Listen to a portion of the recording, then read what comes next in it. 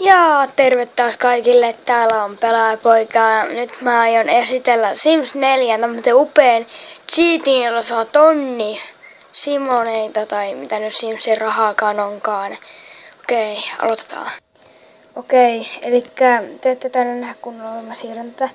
Painakaa tätä shirttiä, sitten C-tä. Yläkulmaan tulee tämmönen, just en nyt nähtäkään kunnolla, tommonen. Sitten kirjoitatte sinne Cashin ja painatte enteriä, niin tonni rahaa tulee. Kannattaa yrittää. En yhtään tiedä, että onko se Sims 3, mutta Sims 4 se ainakin on. Se toimii niin monta kertaa kuin haluat. Mut joo, se taisi olla tää video tässä. Tilakkaa, tykäkkää, kommentoikaa. Moro!